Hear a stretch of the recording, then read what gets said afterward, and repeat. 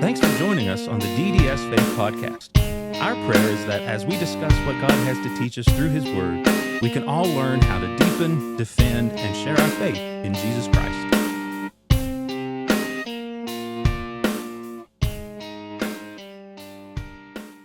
So, Todd, I don't think I've seen you since the last time we went fishing. No, it's been a while. Yeah. That was probably, let's see, I left in like early June, and that was probably like what, May? End of May, I would say, yeah. Yeah, that was, Yeah. And you caught that pretty good sized smallmouth. Yeah, and you took it home and filleted it. Was Yeah, it I good? took it home.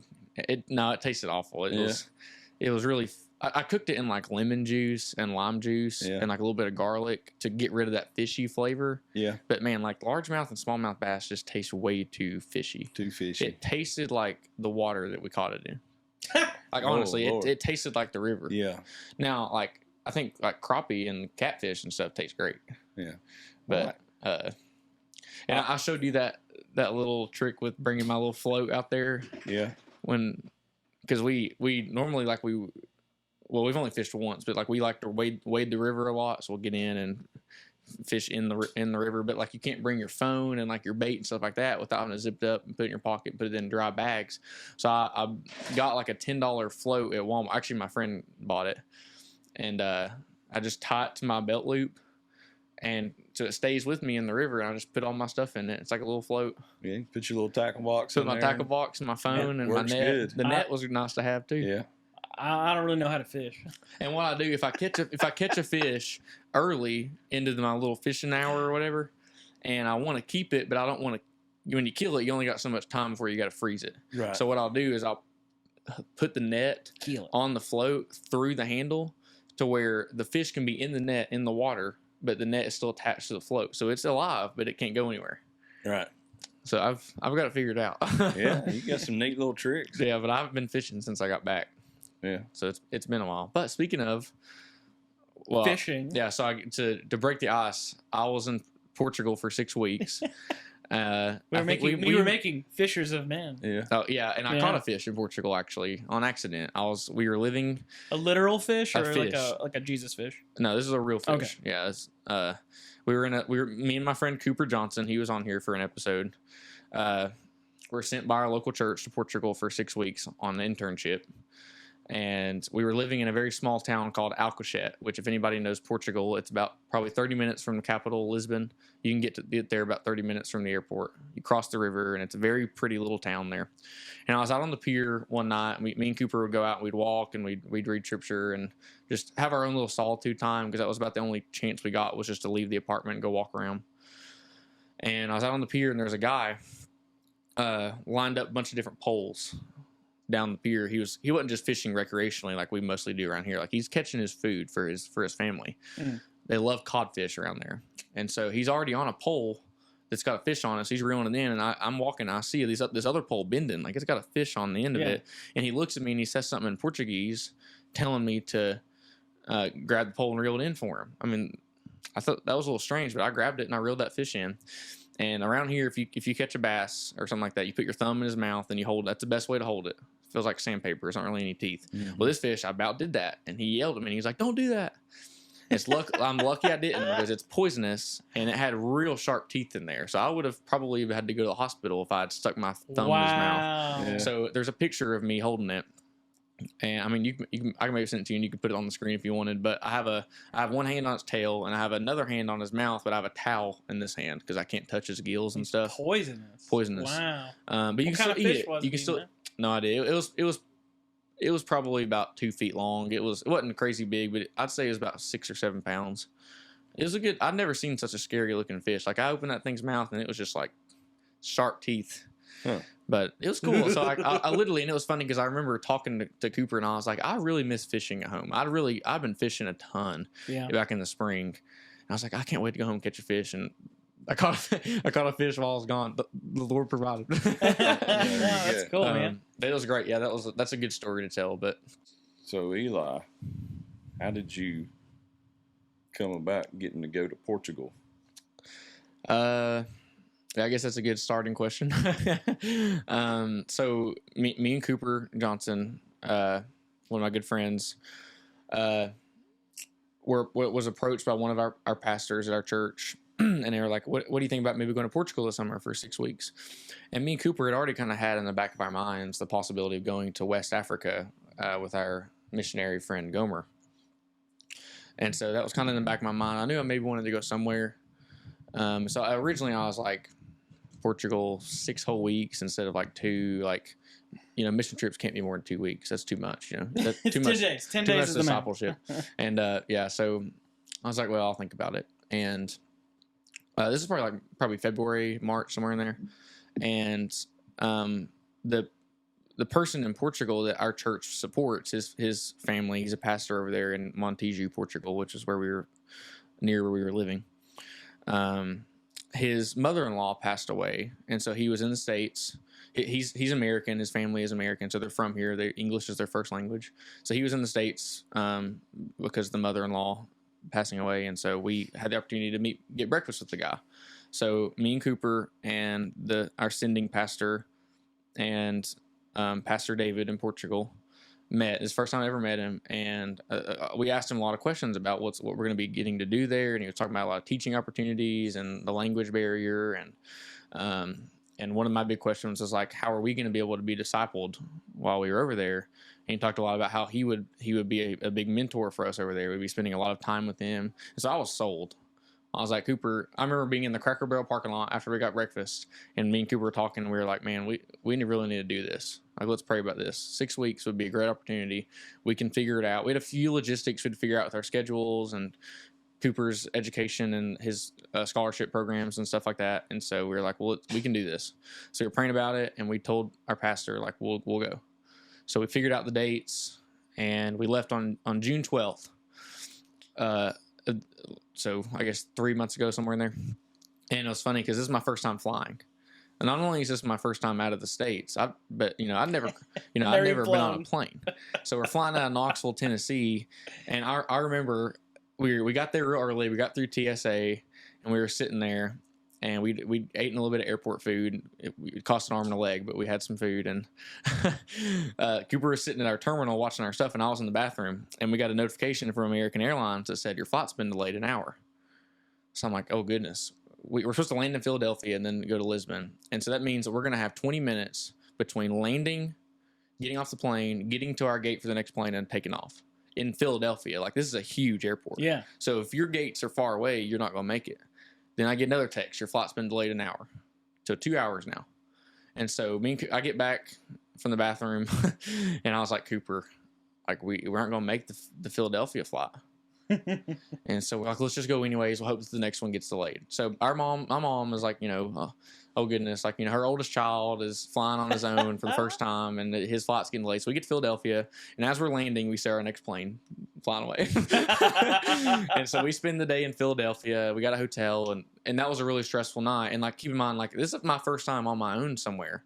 Like, I'm just with Cooper. I'm not used to being in my family or a youth group or something like that. Like, I have adults. Right. Now I'm just the adult. You were the adult. So we're in Philadelphia airport. We get in a taxi. We get robbed because we didn't know what we were doing. The guy knew we didn't know what we were doing, so he charged us a ridiculous amount. It was like $20, like a 5-minute taxi ride. And so we get to a hotel that my parents luckily had points for and stuff. So they got us a hotel.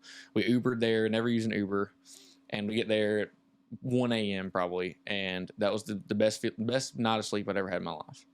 Like, it seriously, like, I was stressed, and Cooper had flown, so he wasn't as stressed as I was, but like, we already the point of all that is not just a funny story, but like, it was a pretty stressful start to a 6-week Well, it was like trip. You hadn't even started yet. Yeah, we hadn't even got to Portugal yet, and like, this is already happening. Mm-hmm. And I don't want to sit here and be like, it's the devil, because I don't know that.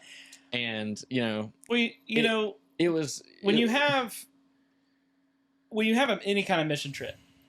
Anytime I've led, anytime I've been on one, it's 3-4 scheduled, then fluid and flexible. Mm-hmm. Scheduled first, have your plan, but then fluid and flexible. And I hadn't learned the flexible part yet, and I know that now. Yep. And so we spent a day in Philadelphia, and we made the best of it. We went to the Rocky Memorial, and I'm a big Eagles fan, so we went to the Lincoln Financial Field, which is the Eagles Stadium, and we had a great day in Philadelphia. And we got to the Philadelphia airport that night, and we left probably a little after 9:00 p.m. And it's like a 6.5 hour flight. So you land in Lisbon at like 9 a.m. there. It's like 4 a.m. here. I don't care what anybody says. Do not rely on sleeping on a plane because you're probably not going to. you just can't. Unless you're flying like first class, you're not going to be able to sleep. And I wasn't real stressed on the plane. I really enjoyed taking off and landing. I thought it was really cool having a window seat and things like that. And I didn't have a window seat on the international flight because you going to get up and use the bathroom, like water.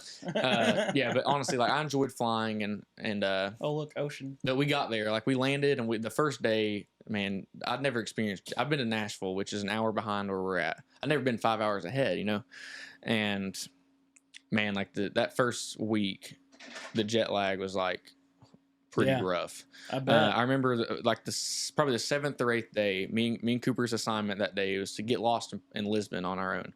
No English, and just he said you have till this time. I'll come back and get you. Take this ferry, go over there, get lost. And me and Cooper got really sick that day. I don't think it was stress related, but more jet lag, new food, new water, things like that. Oh, yeah. And so, I don't know if Cooper's listening to this, he'll get a good laugh. But we were in our tiny little apartment. I slept on a couch for 4 weeks, and he was throwing up all night.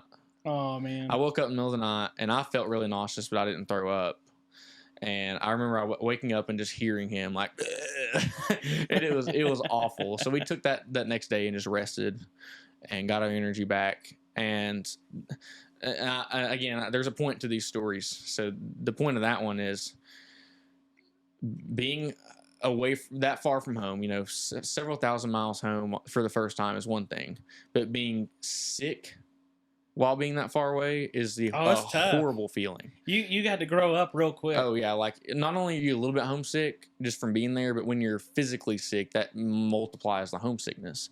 And so seriously, like I think that God allowed that to happen so early on the trip, just to say like, you're here, you have 5 more weeks, now you're a little bit more prepared. Yeah, we got the homesickness out of the way for that day or two that we were sick. And other than that, like that was pretty much the first week not being the greatest, but yeah, it really made the next 5 weeks sail a lot smoother. Yeah, since we got that first week over with. Right. So, just a question about this is kind of an overview of your trip. Now, this doesn't mean was your trip successful or not. That's not what I'm asking.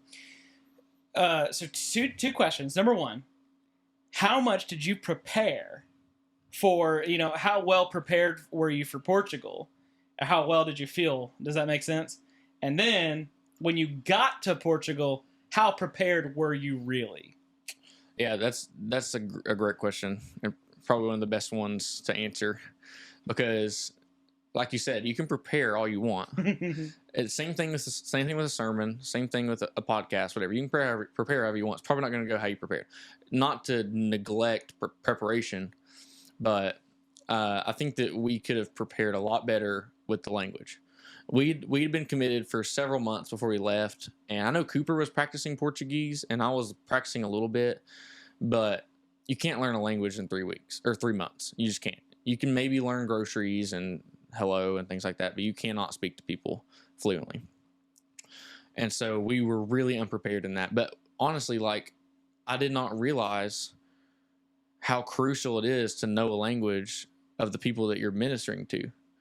I thought that it was like, there's going to be a language barrier, but we're going to have a translator. Like, we can preach through a translator. We can lead a Bible study through a translator, things like that. But you cannot one-on-one disciple through a translator because it's not one-on-one anymore. Right. So there are so many people there that I so badly wanted to be like, let's go grab coffee, share your burdens with me. I want to help you while I'm here.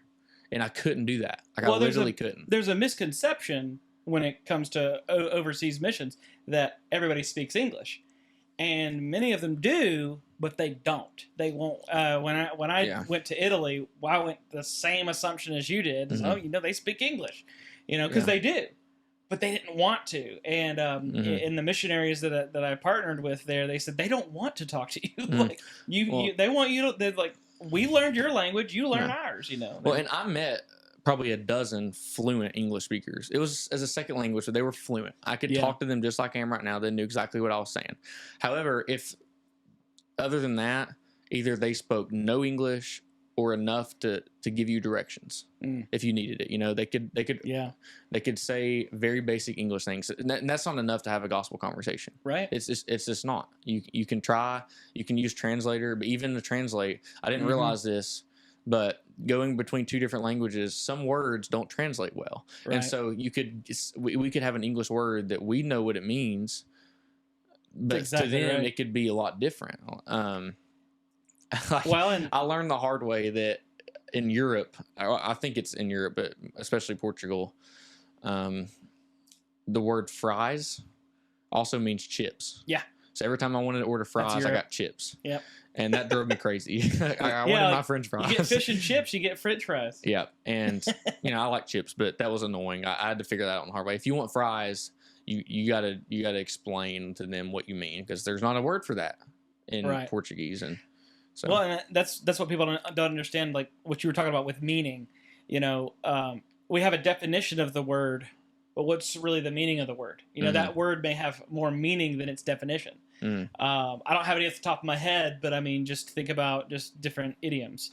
I can't think of one off the top of my head. I never can. That also even applies in the United States. Like down here in Tennessee, we can have words that we use that if a northerner hears, they're gonna be like, "What did you just say?" Yeah, they're gonna think that we mean something different. Well, and again, okay. I'm trying to think of a word. For example, in carpentry, you have a term called cattywampus, and that's where you screw two screws in, right, to a table or something, and it should be level. All your measurements are right, but it's not quite right. It's a little wobbly. It's called cattywampus. That's just a joke. That's an old friend of mine. He used to call it cattywampus, and I just kind of picked it up too. He was a carpenter though. Yeah. I've said to people before down here, you know, hey man, is that any count? Most everybody that grew up around here knows what I'm talking about, but I've had people, I have no idea, especially where Ashley is out in Arizona now. I've had people that she's friends with, and we'll be talking FaceTime on the phone. I say, well, is it like she'll talk about a restaurant or something that was it any count? It means, is it any good? You know, and people look at me like, what are you talking about? Yeah, because we would think of count like numbers, like exactly. numbers. So see that, and that's I like that you brought that up, because there's the definition of the word, and then there's the meaning of the word. Yeah, I think one of the most important things I learned was the importance of learning a second language, in terms of like God's global mission. I think English is a great language to know, because it's like one of the languages that's used most in the world. But think about, like, in South America, how many tribes are unreached down there, and a lot of them don't even have a language. Me and Cooper, especially Cooper, we're looking into a ministry called Radius International, and what they do is they essentially train people to go down to these desolate parts of the world and not only teach people a language that don't even have an alphabet, but they share the gospel with these people with the language that they helped them create. And so there's literally people in the world that don't even have an alphabet. Wow. And I didn't know that. Like in these really desolate, like, you know, they're not even marked on the map. And so I was shown the importance of knowing another language, whether it's Portuguese, Spanish, whatever. And so me and Cooper spent the whole time like, do we want to devote ourselves to Portuguese, or what if we never come back? Like, what if, you know, because the only other place you're going to use Portuguese is like Brazil, and there's several other small countries. Yeah. Spanish is very practical to know in the U.S., but even things like German or Mandarin, things like that. Like we need to be learning these languages, and I think you need to start young. Pastor David, the guy we were spending a lot of time with there, his wife is. She has a deaf ministry, so she shares the gospel and interprets sermons to deaf people through sign language. She is excellent at it. His kids, he has 3 children that they're young. He has one that's a toddler and 2 that are like 10, 12 years old, somewhere in there. And they both know Portuguese and English, and they're like literally almost half my age. And I think that's great. Like, you have to start them young, and think about it, like. They have they have a leg in both doors in Portugal, because they can share the gospel with these English speakers, the rare ones in Portugal, and they can do it to Portuguese people. And so when I go over there and I don't know the language, that it's like, if you're going on a mission trip and you don't know the language, the door is like cracked open for ministry. If you know the language, it's like swung off the hinges. Without knowing the language and having to use a translator, you cannot do ministry to its fullest like you could if you really devote yourself to the language. Right.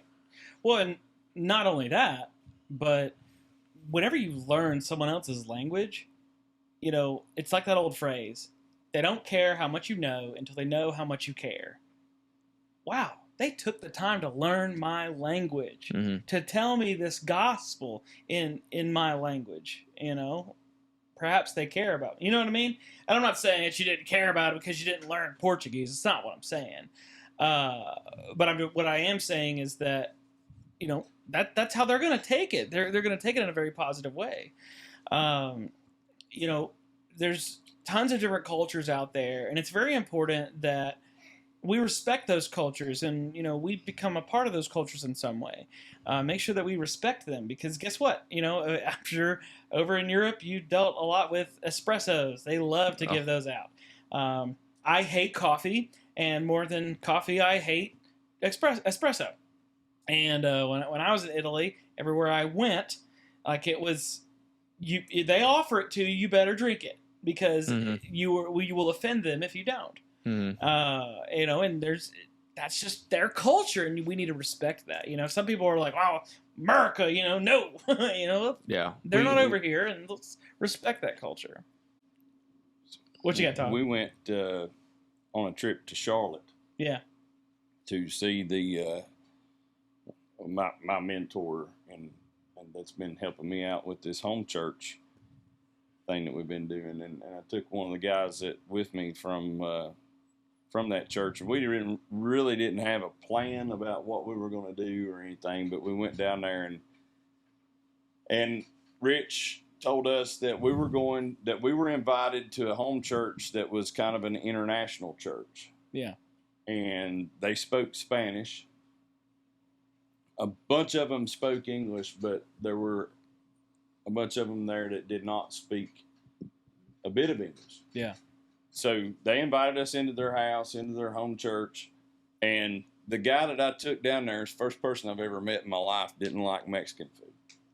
Oh, and he was we were actually talking over here, buddy. about that. We were actually talking about that on the trip, right? Yeah. And we get down there, and all these people weren't just from Mexico or anything like that, but it was all like Spanish food that they had. You know? So it was a lot like Mexican food, you know, and they had this big old meal for us, as their guests.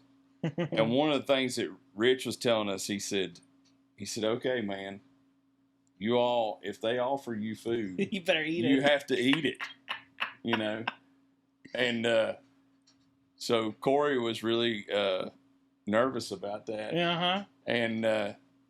And they offered food, and he ate, and he was like, "That's some of the best food I've ever ate in my life." You know? I mean, it wasn't like going to a Mexican restaurant. It was actually authentic, you know, real. But what got me was they had a get together, and they had music, and they had, you know, worship, and they had a guy that brought a lesson and everything, but they had an interpreter there for us. Oh, that's cool. You know, and that was really cool. Made me feel, I mean, we're in America. Yeah. We're in Charlotte, North Carolina down there, but we're in a house that's full of a bunch of people that are from all over the globe, and they meet there once a week to have a church service and to worship the Lord. And they invited us into their home. They fed us. They had a guy there who could interpret for us, and so it felt. I felt like we were respected and honored, you know, and it was really a big deal, man, because they took time out to have someone come in and interpret for us, right?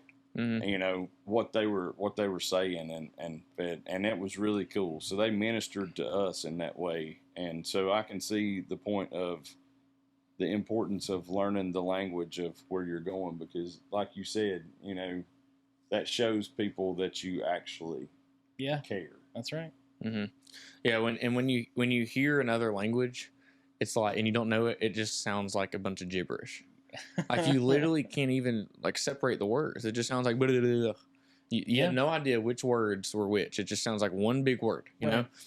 And I know Spanish pretty well. I took several Spanish classes in high school. I can read it and write it very well. Listening, though, is different because they talk this fast, and that's how we sound to other people that don't understand English. But also, I learned that we don't necessarily speak English around here. We speak American. That's right. Well, you know, at Tennessee, like around here, it's different. We have our own cultured language. America is very is viewed very differently than we think.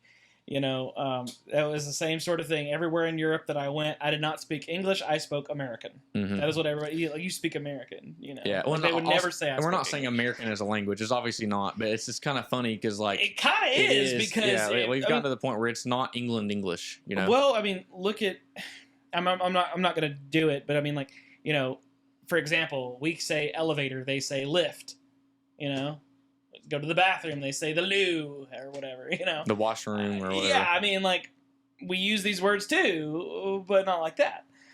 So yeah, I mean, it almost is a completely different language in a lot of respects, especially when you get to like all the different dialects, I guess, or accents that you have. You know, you've got your Midwestern people, then you got your Tennessee hillbilly, and then you got your, you know, redneck Alabama. And each of those redneck and hillbilly are totally two different accents, you know. Yeah, and there's just words that some people use like we mean that mean something else to somebody else. But the thing we were there, we weren't just there like only around unbelievers, constantly doing evangelism. Pastor David has a church there with probably 100 people somewhere in there. And there were some English speakers in there. In fact, almost every week, several times a week, people were hosting us for like lunch or dinner or whatever. Oh, cool. And in Europe, lunch don't last an hour. It's like 4 hours. Like they bring out the appetizer, you eat it, and then you talk for an hour. And then they bring out the meal, you eat it and talk for an hour. And then they bring out dessert, you eat it and talk for a while. And then they bring out the espresso and you drink it and you talk for a while. And it's a whole, like by the time you're done with lunch, it's dinner time. Gross socializing. Yeah. But see, we enjoyed it because we're talking to people that's like, you know, I remember we were there on the 4th of July. That was the first time in my life I'd ever been anywhere other than Kingsport, Tennessee on the 4th of July. Did they Believe it or not, they don't celebrate it over there for some reason. Why wouldn't they celebrate our Independence Day? But me and Cooper and David's family were like down in this basement, and David made burgers, and we had like little sparklers and stuff. It was cool. In the basement in a house in Portugal was where I celebrated the 4th of July. But seriously, like, you know, Portugal is by no means a third world country. It's not, you know, like the bush of Africa, something like that. There's water, there's food, there's people, but it's a completely different culture that you have to adjust to. Yeah. You have to learn. Going back to the original question about how prepared I was, you know, never traveling abroad, there's only so much preparation I could do. And now that I know what it's like, I know how I can prepare way better for next time, especially if I go back to Portugal. I'm working on the language. I'm getting it down. And I know what they expect of me over there. And so not only were we, you know, serving David and his family, but we were serving that church. We were in their homes. We were ministering to them. We were trying to have conversation with them. We could speak English with some of them. Some of them we would sit at dinner and use our phones as a translator the entire time. And that gets really annoying. And it's slow. It's very slow. Because you have to say it. You have to let the phone do it. You have to let them read it. And then they have to switch the language. But the best part about being in Lisbon's the capital. There's a lot of English speakers there. Yeah. It's a very touristy place. And so me and Cooper had, we were at like a castle place, and me and Cooper were having a little theological discussion while we were walking, and a guy, his son turned around and asked us, so you believe in this, whatever we were talking about. And his dad kind of grabbed his arm and said, don't talk to them. And they're Americans. Wow. We found out they were from California. And so we were like, no, it's like, it's okay. He was young. He was a young kid. And so we were like, it's okay. He can ask his question. And his dad said, well, no, we don't want to talk religion. And I was like, okay. So we had a great gospel. We almost, it really turned into an apologetic conversation. We were like, well, you know, we got the presuppositional stuff and Bible and its accuracy and its inerrancy and things like that. We're having a great evangelism conversation. The guy was super nice. didn't accept what we were saying. It's fine. We had those opportunities even in Portugal. And so the greatest thing about that is that even though those English speaking evangelism opportunities were rare, my appreciation for that when I got back was so much better, because now I get back and I was so used to being in a crowd of like 100-person church and not understanding any of the conversations going on around me. You can be in a room full of 400 people and still feel alone. Yeah. I'm talking to David and Cooper, and that's my only English speaking interactions daily. Yeah. So when I get back, I remember the first time I was in a public place, like the day after I got back, I was so used to not being able to understand the conversations around me that I almost felt overwhelmed. That I could now I could understand everything. I could just pick out words people were saying. And so now it's like when I go out in public, I really appreciate that I can evangelize to anybody there because they speak my language. You don't here in East Tennessee, you don't meet many people that don't speak English. Well, it's interesting. It's funny because you talked about that, about how all those people that you just couldn't speak to, because you didn't understand them. You couldn't understand them. Then you came here and you're like, you realize I can speak to all these people, and how many of them am I not sharing the gospel with? The opportunity that I have here, and when you're here, you get caught up in life. You got work, I got school, I got, just my social life, things like that. When I was there, all we had to do was whatever our mission was. Like we have our apartment, and even if we weren't out with David, or there was like me and Cooper both got to lead a Bible. David does Thursday night Bible studies. Man, it was me and Cooper. I remember the first night we went to that Thursday night Bible study, we were like, man, this is like the day after we got there, so we're still a little jet lagged, but it's fine. Yeah, but it's gonna be really interesting. Man, me and Cooper go back to that apartment that night. We were so stinking frustrated because we could not understand a word. Aww.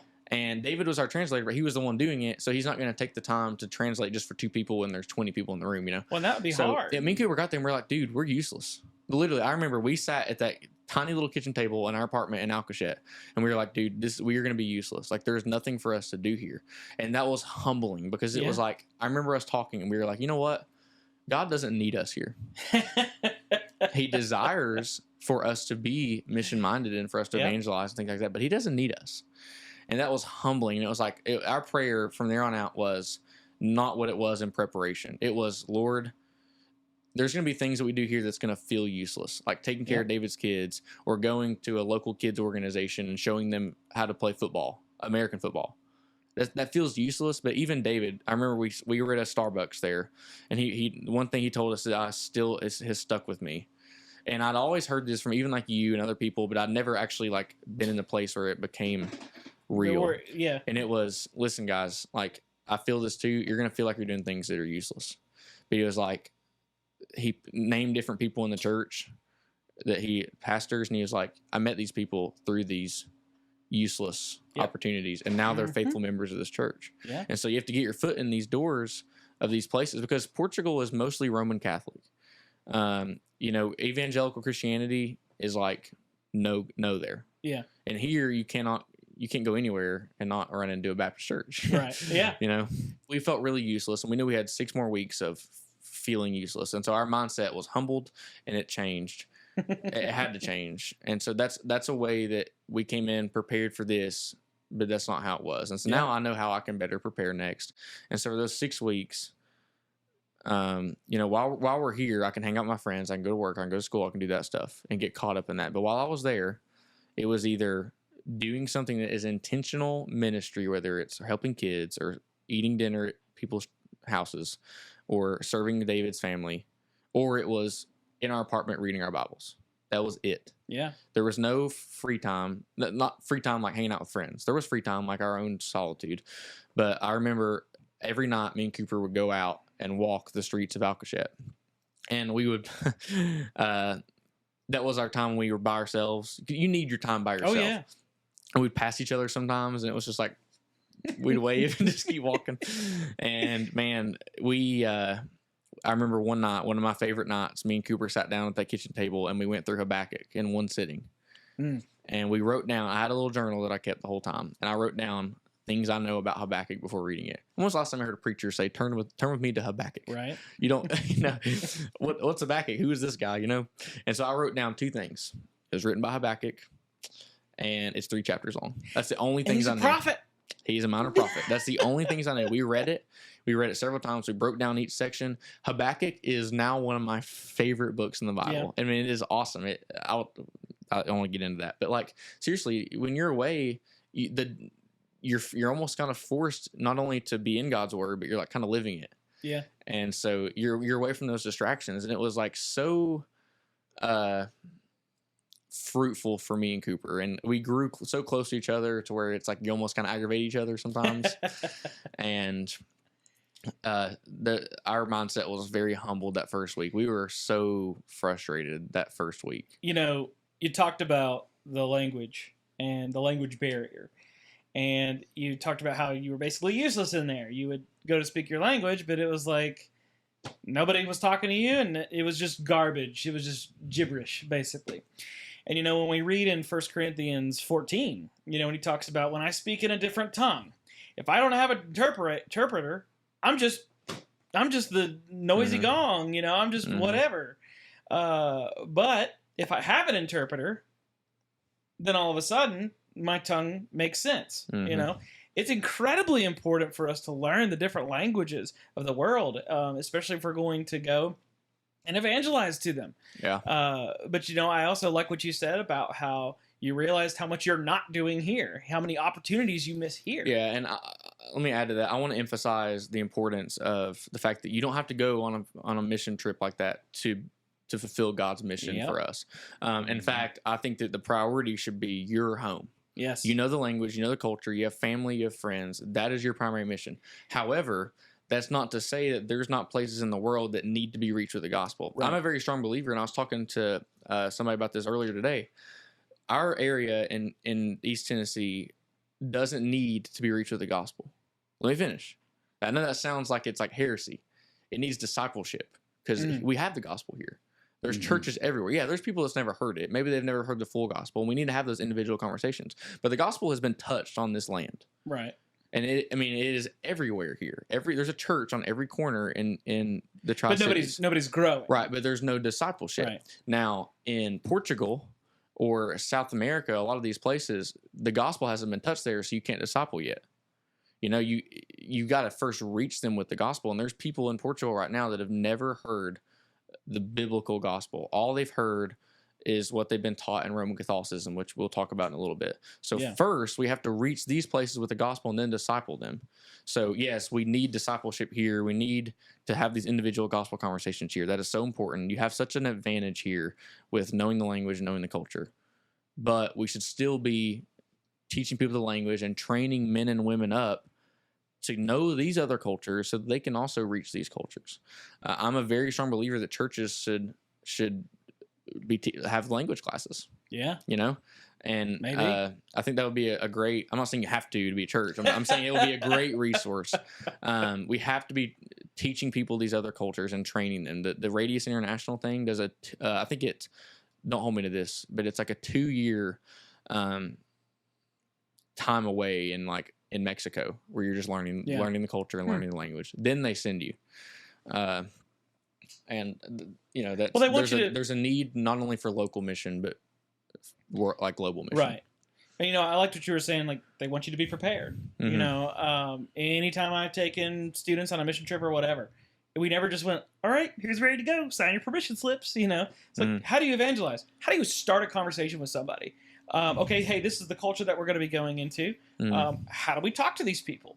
Yeah. What are some things that we should and shouldn't say? You know, for example, whenever I was, I went to Italy for a mission. And when I was there, they told us, do not ask, are you saved? Or have you received Christ? Don't ask that question. Because what they're going to say is, yes, because they took communion. They did the Lord's Supper. Well, and in Europe, you can't even just start a conversation like that. They won't talk to you. Yeah, you have to know them. You have to build some sort of relationship. Exactly. I remember when we went to New York like 2.5 years ago. When you were still my youth pastor at the time, you required training. Like we were several. I think you offered like what 8 or something training sessions. COVID kind of messed it up a little bit. Yeah. I remember, but you were going to require like 4, or like half of them or something like that. Yeah, you had to be at half. I thought that was great because you had to put in the work. You know, you had to. You're not going on vacation. You know. And there were some people there was one individual I know that he started coming to our church late. He only got to like one of the trainings. Like, all right, we're gonna let him come. If you're like wanting to go on the trip, but you're neglecting the training, that's different. You know. Well, what was neat, I did a survey after the end of that, and I asked, how prepared did you feel coming in? And you know, the people that did all the trainings, they were like, oh man, I was pretty prepared. I was ready for a lot of this. You know, there was still some stuff I needed work on, but I was definitely prepared. And some of these guys that had only been to one or just a couple, like, I didn't feel prepared at all. Like, it's tough stuff. You can't just go out and just, oh yeah, I'm on a mission trip. You need to prepare. Yeah, be proactive in your mission. And Todd's got something. I can tell you've got something over there. No, I was just something I was going to share. Yeah, share it. Go for it. You just mentioned Habakkuk, and it just reminded me about a thing. I've got Vicky's Bible here. And I don't know if this even pertains to anything at all that we're talking about. But, and you can edit it out if it doesn't. All right. But you mentioned Habakkuk, and I was like, oh, yeah, I remember that. And I've been reading through her Bible, doing this Bible in a year thing. And she's got it highlighted here, and it says Todd Rust 4:24-19. It says, though the fig tree may not blossom, nor fruit be on the vines, though the labor of the olive may fail, and the fields yield no food, though the flock may be cut off from the fold, and there be no herb in the stalls. Sorry.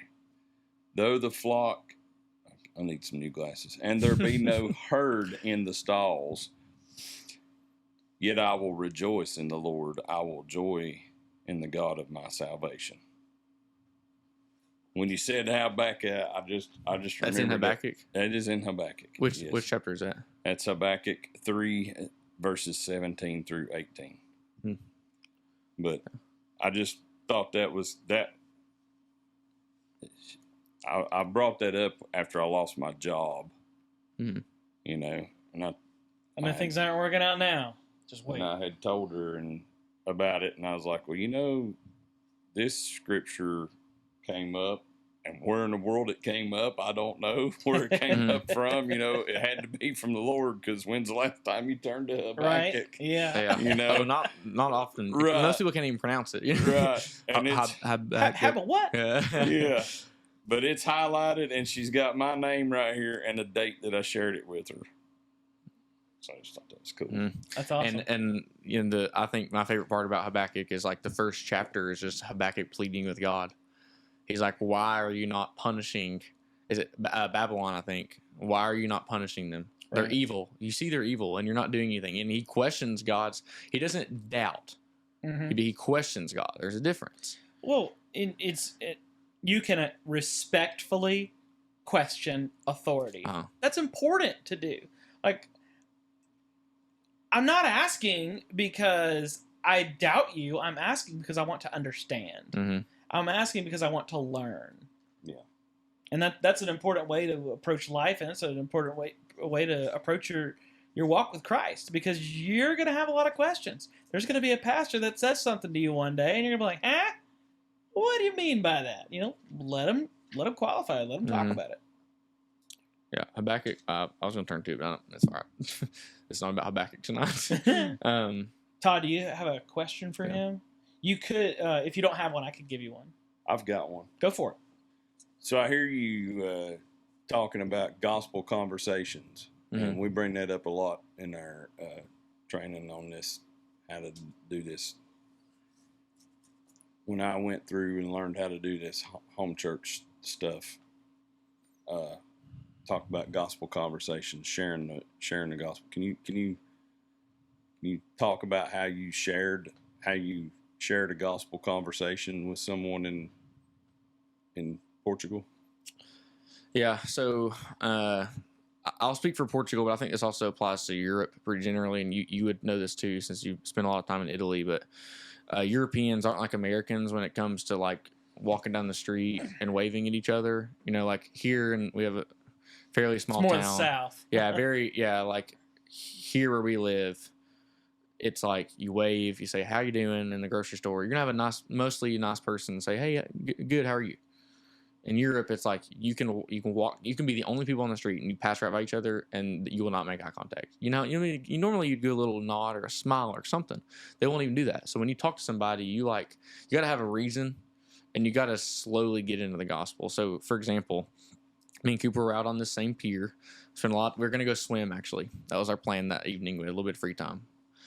And we were out there, didn't have our shirts on. We just had our swimming trunks, and we were about to get in the water. And there was an ambulance out on the pier.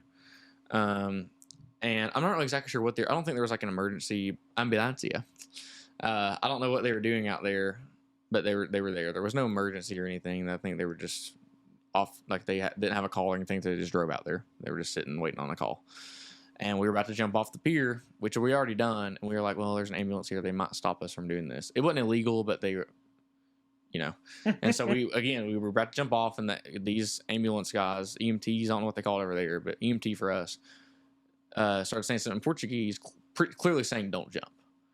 And it's not, we're not doing something stupid. This is like not that, I mean, it's like a 5-foot fall. I don't want to make it sound like we're over here being idiots because we weren't. But he said something when we looked in, we were like, no fala Portuguese, which means I don't speak Portuguese. And he spoke English good enough. And he's like, dangerous. We were like, okay, we were going to respect what he said, but we weren't going to jump. And if that didn't happen, we wouldn't have had a 2-hour-long gospel conversation with a man on the pier. That's awesome. And so the ambulance left, and this guy turned around. He's like, so they're not going to let you jump, are they? And man, he spoke great English. And he said that, I was like, yes, evangelism. And so Cooper's over there grabbing our shoes and stuff. And he came back and he could already tell we were in a gospel conversation. So Cooper walked up. Now it was like 2-on-1, And so I originally, the best way to ask over there, the best icebreaker we discovered was just asking about Catholicism. We'd be like, so do you go to church here? And they'd say, yeah. And we'd be like, oh, is it like, what do you do? And they'd be like, Catholic, whatever. So that's what he said. He was Catholic, but not practicing. Get that answer. So wait, really quick. Why would you ask him about Catholic? The reason I would ask a lot of people about Catholicism was because that's the culture there. And I say culture instead of religion because it's to the point where it is a culture. And I actually talked to 2 young men that said that the younger generation identifies as Catholic, but not practicing. The older generation practices. So in 100 years, it may not be Roman Catholic. I don't know. Right. But it is kind of dying off from practicing Roman Catholics to my grandmother is a Catholic. It's kind of like here, honestly. Like, in a way, except for it's Christianity. We have a lot of identifying Christians, but they don't really practice. Same way over there. 99 something, I exaggerate, but everybody over there is some sort of Roman Catholic. And so I asked this guy, a great icebreaker into like quote religion. And so he kind of already knows where I'm going. And so I asked, the thing I learned about evangelism is you want to put a lot of the conversation on them. You don't want to be like, as a matter of fact, this, because they're not going to listen to you. That's you right. want to make them answer the questions. You want them to think. Right. That's what I've discovered. You want them to have to really think through these questions. So we'd be like, do you think there's a God? Do you pray to God? Where do you think? I remember we turned around, the sun was setting, and I was like, you have an ocean and the sun setting, and I was like, where does this come from? Like, who put this here? And he's having to think through these questions, and he's like, it always comes down to, you believe what you believe. I believe what I believe. Let's respect each other and leave it at that. And it's like, well, you can get it in the whole like, well, you actually don't have any sort of morality or anything like that because you don't have a God. You have no basis of morality. And so he'd be like, well, I think everybody should follow their heart. And so Cooper was like, well, Hitler followed his heart. But like, honestly, they don't know how to answer that because that completely destroys the whole follow your heart thing. And so he's like, well, what Hitler did was wrong. Why? He followed his heart? Why was it wrong? Well, murder's wrong. Why is murder wrong? Because you're harming somebody. Why is harming somebody wrong? They have no basis of morality. So we literally talked in circles with this guy for like 2.5 hours. And he was very respectful. He owned a bar in Italy. He's met Ronald Reagan. He's met the Queen Elizabeth that just recently passed away, like whenever that was, like last year. Great guy. But man, he talked and would not answer our questions. So we're just talking in circles. Like we'd ask him this and he'd tell a story and I don't even know how I answered the question. So we just talked in circles. We're freezing. Wind is blowing. We don't have our shirts on. We were wanting to swim. We are freezing. And that was, persecution right there. Yeah. I'm kidding. Did you ever think that he actually didn't know English at all? He just knew those stories in English, and he didn't understand a word you were saying. No, he knew English. I'm actually friends with him on Facebook now, and I was just kidding. Yeah. I'll message but like him. the way you were telling the story, I was like, you know, it's possible he didn't speak a word of English. He just knew like a story in English, and he just shared it. That'd be great. But, you know, I really learned after concluding this conversation. One of the things me and Cooper asked, and I actually learned to ask this to a lot of people, and it's, if you knew for a fact that what I'm saying right now is true, would you submit to it? The answer is always no. No. It's not the lack of evidence or presupposition that cries out God. It's their lack of submitting to it. Because Romans 1, they know. They suppress the truth in unrighteousness. They lie to God themselves. has made himself known through creation. Yep. They know that there is a God. They know it. But they don't submit. And they've established their own righteousness. And the thing I've learned is that the older you get, the harder your heart gets. And here's the thing about a hardened heart. You're not getting more sinful. You're already a sinner by nature. You are a sinner. The sins that we commit in our lives are simply just a symptom to the internal heart problem that we already have. So we don't need to stop sinning. We need a new heart. And so the older you get and you're not accepting the gospel, like this man, an example, he's not growing more sinful. His heart is solidifying into that sinful state to where it won't change. Mm. A hard rock doesn't change, but a soft pillow, you can switch it around and you mish it and all that stuff, mush it, whatever. That's the theology of a hardened heart. You're not growing more sinful. You're just solidifying into that sinful state to where you won't change. Only God can soften a heart. Look at Pharaoh. Yeah. Not only did Pharaoh harden his heart, but even God eventually hardened his heart to accomplish God's purpose. Now that's kind of a whole other thing, but you know, that's the thing, is that you can speak any word into these people's ears that you want, but apart from the Spirit of God, they will not change. And we are simply just a vessel of that gospel. The gospel must be spoken. It's the proclamation of the good news. Well, and you can't be afraid of rejection. Absolutely. Because you have to understand, number one, they're not rejecting you, they're rejecting God. Exactly. And our job is to present the gospel, and it is God's job to persuade. You can't make them go to hell any faster than they already were going. That's exactly right. I think that there's a lot of theology behind this that we probably don't need to get into, but this is kind of something I kept in my mind. God the Father appoints salvation. God the Son accomplished that salvation on the cross. God the Spirit applies that salvation. And apart from those three things, it's just not possible. So specifically the Spirit part, only the Spirit can soften a heart and draw them to Him. Right. And apart from that, man's words can do nothing. Like 1 Corinthians 2, I think it's chapter 2. Paul, I did not come in cleverness of speech, but in the power, I don't know the exact words, in the power of the Spirit, something like that, so that the cross of Christ would not be made void. Right. So we are nothing but vessels that God doesn't even need, but He desires. So that's humbling, but also encouraging. You know, it's both. So back to the question, you had to have a good icebreaker. You had to build somewhat of a relationship with these people before you could get into, quote, religion. Now, in this example I gave, he spoke English, so he kind of knew the English culture. He was willing to have a conversation with us, but Portuguese, Europeans in general, they don't want to talk that much. In general, with sharing the gospel, you know, it goes back to that phrase we said earlier. You know, they don't care how much you know until they know how much you care. You know, look at two things. Number one, if you're just randomly going up to the person that's like, would you like to talk about Jesus, your Lord and Savior? Like, no. Like, I'm going to say no. I wouldn't even do that here, you know? Like, no. Like, I'd love to talk about Jesus. We do it all the time. Do it every week on this podcast. But if some random person, you know, comes to me and says, would you like to talk about our Lord and Savior, Jesus Christ? I might be like, have a good day. You know, like, that's such an awkward, weird way to do it. And it's you're on a mission, and it's clear to them that you're on a mission, but it's just like, it's almost like you're just doing it as a job. Mm-hmm. Okay, then here's the other thing. And I liked how your conversation was with that guy. Look at how Jesus taught. Did he give a whole bunch of absolute statements? It was like, this. Did he? Yes, he did some here and there. But you know what he did a lot? Ask questions. Asked questions. And a lot of times, he'd answer a question with a question. Mm-hmm. You know, these questions are incredibly important for us to look at, you know, with apologetics. It's very easy for us, you know, apologetics is to defend the faith. That's what it is. It's it's defense. 2 Peter 3:15. Yep. I think it's 2 Peter. It might be 1 Peter.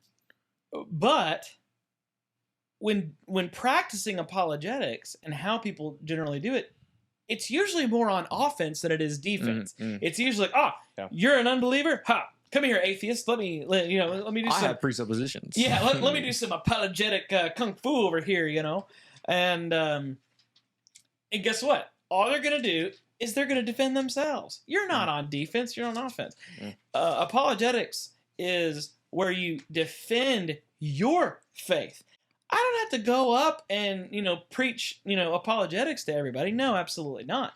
But I have these apologetics for my own personal doubts that, you know, may come on me when somebody comes at me and questions my faith. You know, I have answers for those things. That's what apologetics is for. And it's incredibly important.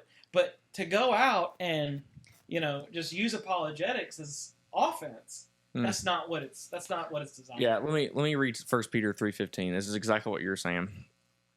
1 Peter 3:15.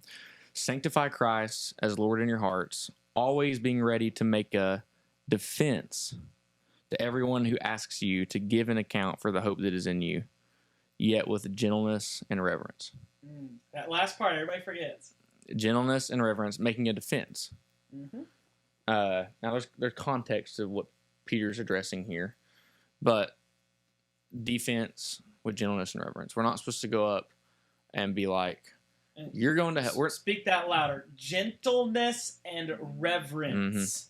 Yeah, and we're not supposed to go and be like, you're going to hell if you don't repent of your sins. And that's another thing, is we expect people to fix their sin before they, you know, come to the cross.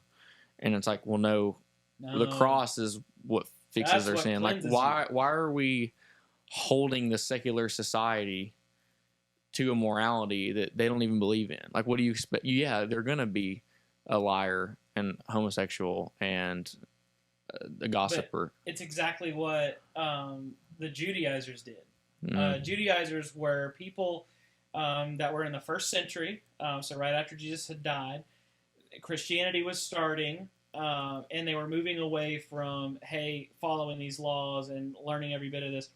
And, you know, Paul is actually talking in Galatians. He says, we do not need to put this burden on you.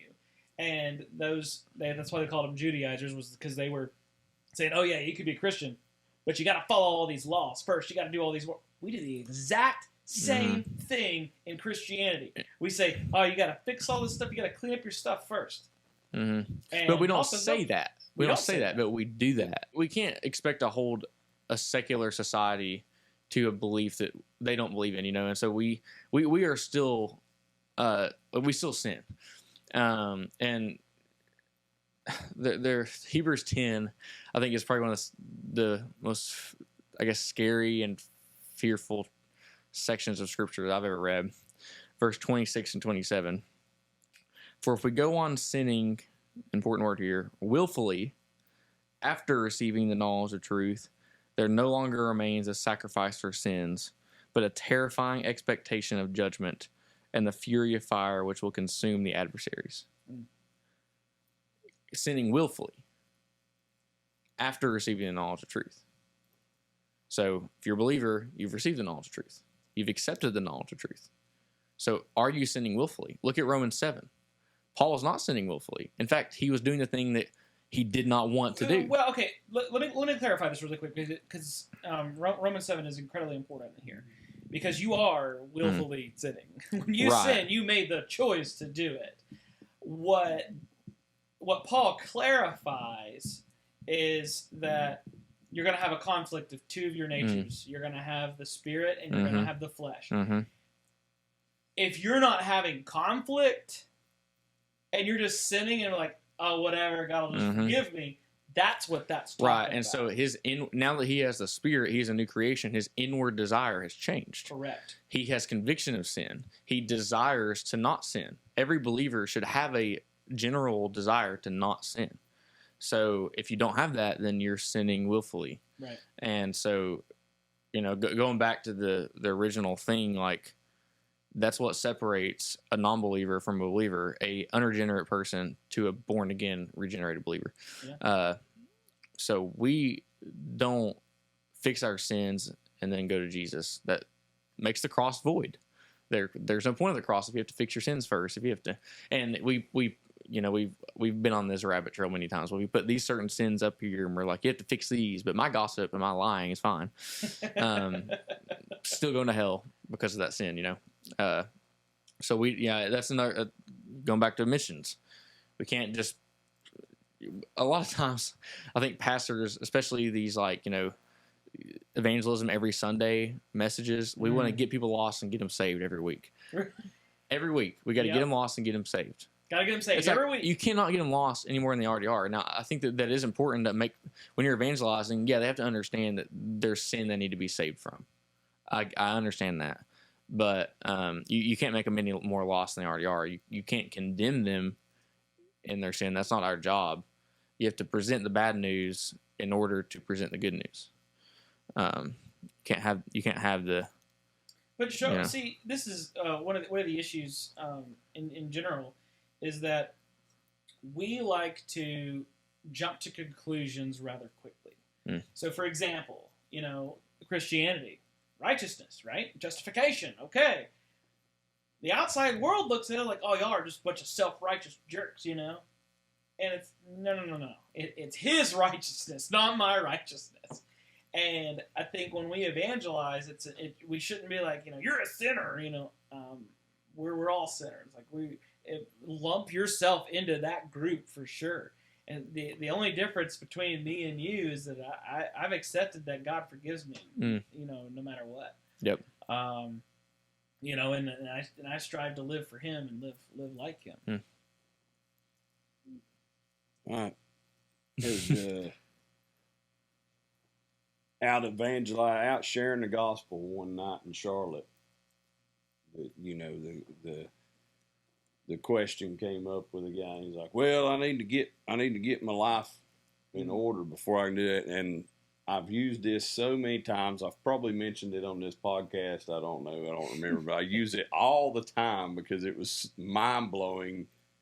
It was so simple. I'd never thought about it this way, and it makes perfect sense. Yeah.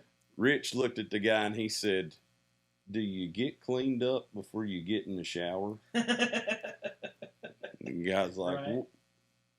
Well, no. And he goes, "All right then, brother. You can't get yourself sinless without Jesus." Well, and then and it's also, I got to get my life back together. Yeah. That's my power, my will, Lord. I'll let you know when I've got it ready for you. Right. No. He sanctifies you. Yeah, that's what I was about to. You stole the word from me. That's Sorry. right. I was sanctification. It's yours. I was gonna say I think there's two different types of sanctification. There's the, for lack of a better term, like positional sanctification. So when you're saved, you are set aside. There's a one-time setting aside from the world. You're in the world, but you're not of the world. You're sanctified. There's also a progressive sanctification. You're actively being made holy. And that type of sanctification, this progressive sanctification, precedes regeneration. You're not sanctified and then born again. You're born again and then you're sanctified. Right. Sanctification, the progressive, is a process of being made holy, being conformed to the image of His Son, being holy for God is holy, like in 1 Peter. But I was going to say, this is actually something I spent a lot of time on Sunday when I was speaking, is the importance of doctrine when it comes to missions. Now, there's a statement out there that I've heard a lot of people say, and I've said it before, and it's, well, this doctrine stuff's confusing. I don't need it. All I need is Jesus. But you can't have Jesus without doctrine. And here's what I'm saying. Now, I'm not saying to go on mission, you have to be smart, like the smartest person ever. You don't have to know the whole Bible by memory. You don't have to know any of it by memory. However, you have to know the Jesus that you're serving. Talked to a lot of Jehovah's Witnesses in Portugal, some English speakers.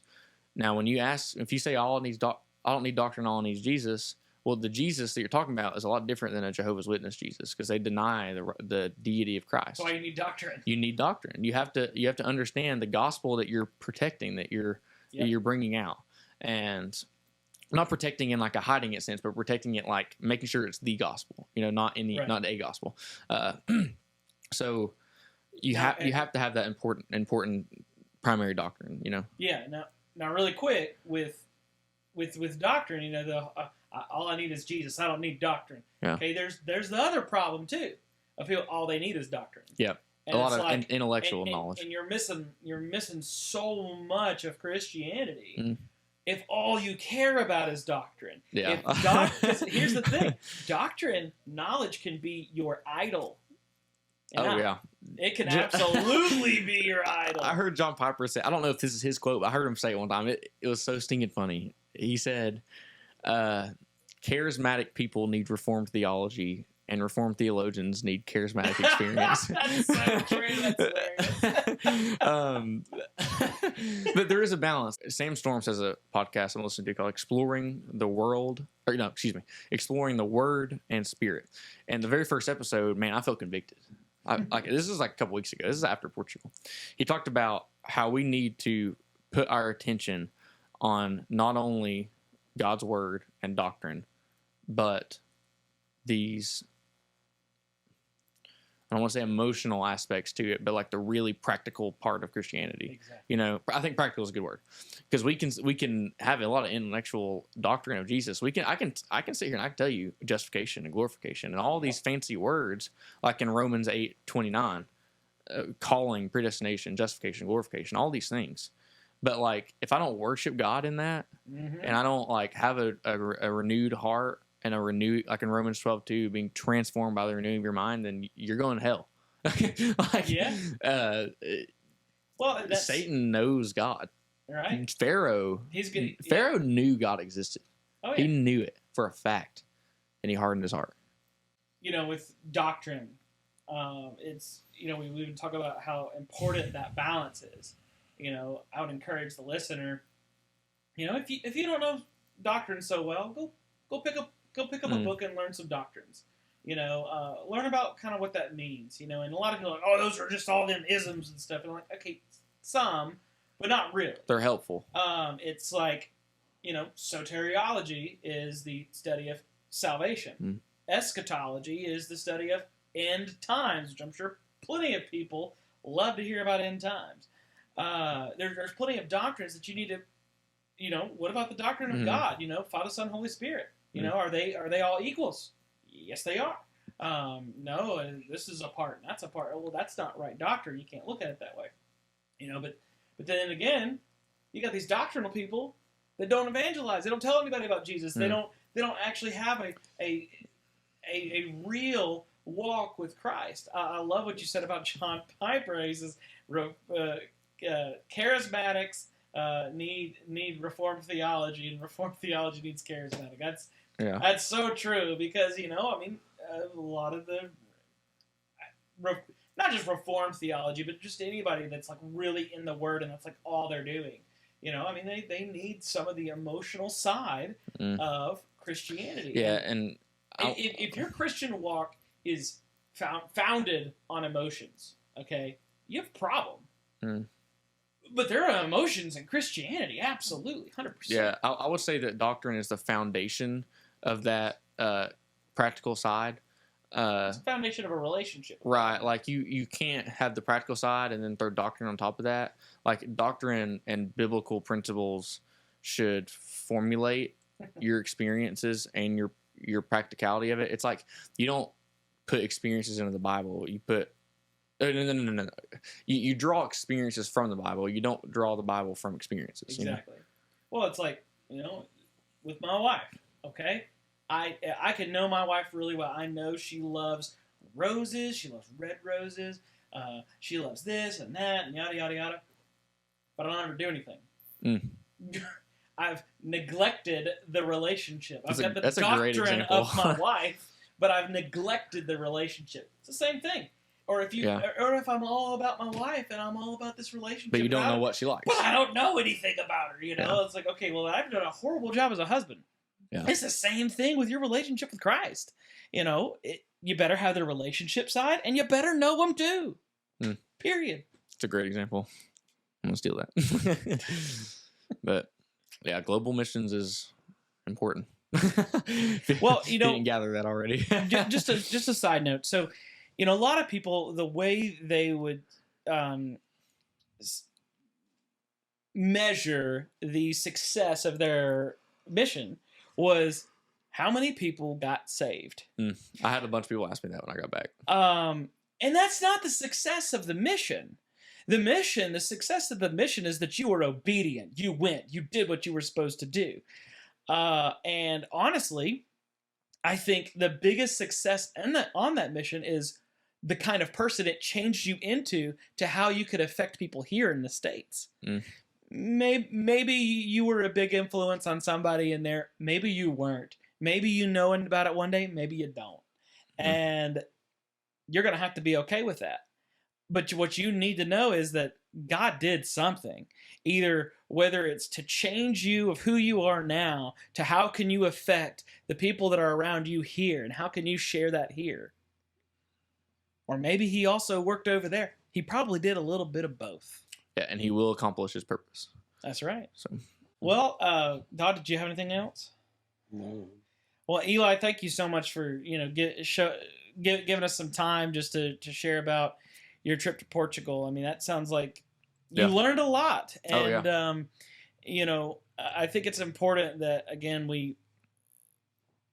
you could come back and you could say, "Oh, so many people accepted the Lord." How many people really accepted the Lord, though, and how many people just kind of raised their hand? You can count proclamations, but you can never count salvations. Ooh, nice! I like that. That's right. You can count proclamations, but not salvations. That's between. I'm not a big fan of whenever somebody, church reports we had 28 salvations at VBS this year. Well, you don't really know that. You had 28 say they did. Right. But, exactly. Especially when there's no discipleship follow up or anything like that. It's just like, checking a box. It's like, oh, you got saved. Okay, make sure you're coming to church all the time. All right, you got that. All right, good. Don't drink, don't cuss. You're good. What I love about the church that we're about the church that we're currently attending is it's all about what's the next step. I don't care where you are in your walk with Christ. I don't care if you've been a Christian for 90 years or you've been a Christian for 1 year. What is your next step in growing with Christ? There's always a step. But unfortunately, most people, it's like, well, I go to church on Sundays and Wednesdays and Sunday nights. And I even pray during meals. Like, I'm good. And it's like, that's not it. There's more to it than that. Yeah. We have to stay very mission minded, and I think now I knew we had a commandment to make disciples of all nations, but that was probably one of the most practical times that it was, and I was really sanctified through that, and I have a really deep appreciation now just even having this conversation in English. The first week I was back was the weirdest week of my life. Just being there for so long, I hadn't heard a service or a praise song at church in English in 6 weeks. Yeah, and it was, being at church was crazy. I'd encourage the listener, if you've never been on a mission, go. Yeah, should you do something here? Yes, absolutely, you should. A lot of times though, when you do these, and I don't mean like a 10-day mission trip, just somewhere. I'm talking like what you did, like a month, 6 weeks, or longer, several years. Because see, here's the thing: 10 days is a vacation with a purpose. A mission trip that's 10 days is generally a vacation with a purpose. Yes, they're on mission. Yes, they are doing good things. Absolutely. But 10 days is not enough to really do what you're supposed to do. Gomer calls it Christian tourism. Christian tourism, oh yeah. Well, Pastor David and his family have been there for over a decade now. Wow. And they know the language. And that's another thing I wanted to say real quick before we end it is, David I don't know if he's listening. I doubt he's listening to this because given that he's like, in Portugal, but man, he was awesome. Like being discipled by him for those 6 weeks and just seeing like him being there for so long. Like he's not there for a week and he leaves. Like he is invested in these people. And like, man, he was awesome to watch and watch his family. He is so faithful and he's a hard worker. And like he was probably my favorite part. Like me and Cooper both, we had tears in our eyes in that airport when we were leaving. He was just a great example. And he really I think you were the one that mentioned this verse in the, one of the discipleship episodes when Paul, I think it's in Corinthians, said, imitate me as I imitate Christ. Yep. Man, that was like David Booth while I was gone. And that's another thing. Maybe you're not in a position where you can go to a foreign country for 10 years or 10 days or whatever. Financially support. They need your money. Like I'm not giving a sales pitch. I'm just saying that's a part of it. Like that's the society we live in. Do we need financial support? Not we. I'm not putting myself on a missionary standpoint, but like we as a church, right, need financial support for these missions. And so if you're going to a church that only spends money on your meal ministry and Upward and all that stuff, like your own ministries, find a new church. Your budget at your church should almost dominantly be missions, outside missions, not your own self, but it should be outside of those walls missions. And so if you're going to a church that's not financially supporting that and only spending on yourself, then you got to go somewhere else. So well, let's end it. Let's end it with this. In Acts 1:8, he says, you're going to be my witnesses and you're going to testify.